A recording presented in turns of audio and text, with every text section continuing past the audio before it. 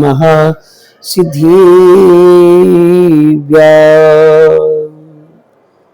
विवेक्तिमव्यं सिद्धं स्वस्वभावोपलब्धे स्वस्वभावमयं बुद्धं ध्रुवमिस्तोऽपि विकल्मषम् गुरुवापान्तिरो नित्यं ज्ञानदर्शननायक चारित्राणां गम्भीरा मोक्षमार्गोपदेशिक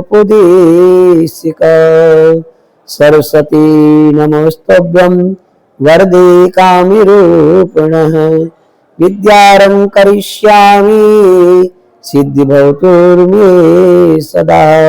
बोलो अनंतानंद परमेष्टि भगवान की जय। जय बोलो वर्तमान शासन श्री वर्धमान स्वामी की जय। परम पूज्य श्रोमणी आचार्य श्री विशुद्ध सागर जी महाराज की जय। प्रिय अभ्यात्मन,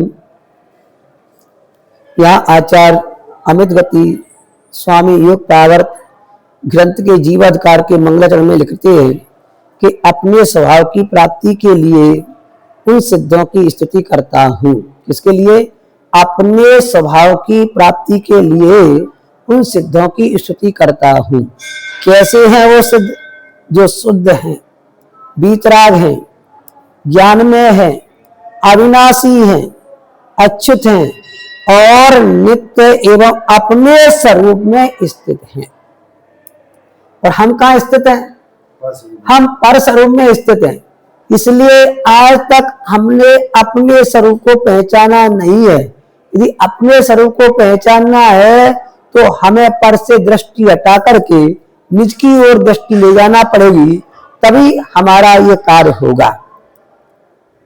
अब यहाँ पर प्रश्न उठता है कि यहाँ सिद्धों को नमस्कार क्यों किया गया है, अरहंतों को क्यों नहीं किया गया? तो यहाँ कह रहे अध्यात्म ग्रंथों के मंगलाचरण में मुख्य रूप से सिद्धों को नमस्कार करने की परंपरा दिखाई देती है।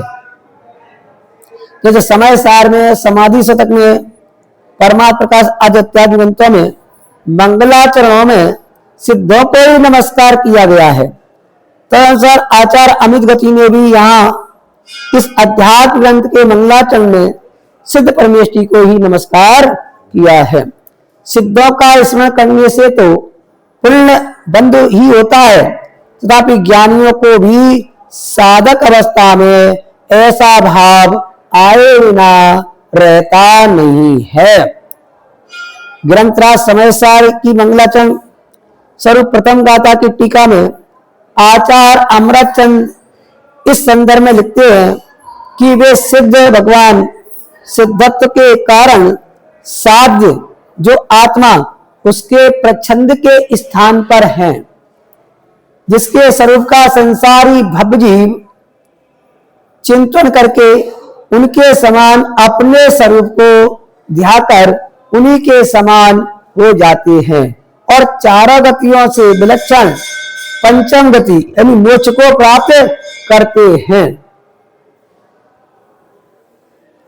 समाधि शतक समाधि तंत्र में के मंगलाचरण की टीका में शंका समाधान पूर्वक यही भाव व्यक्त किया है, जो इस प्रकार है कि इष्ट देवता विशेष परमेष्टि होने पर भी यह ग्रंथकर्ता ने सिद्धात्मा को ही क्यों नमस्कार किया?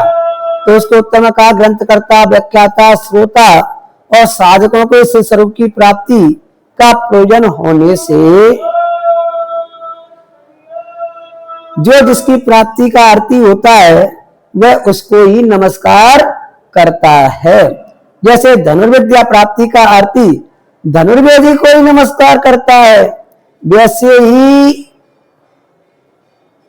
इस कारण सिद्ध स्वरूप की प्राप्ति के अर्थी समाधि शतक शास्त्र के कर्ता, व्याख्याता, श्रोता और उसके अर्थ के अनुज्ञाता आत्मा विशेष को यानी सिद्धात्मा को नमस्कार करते हैं।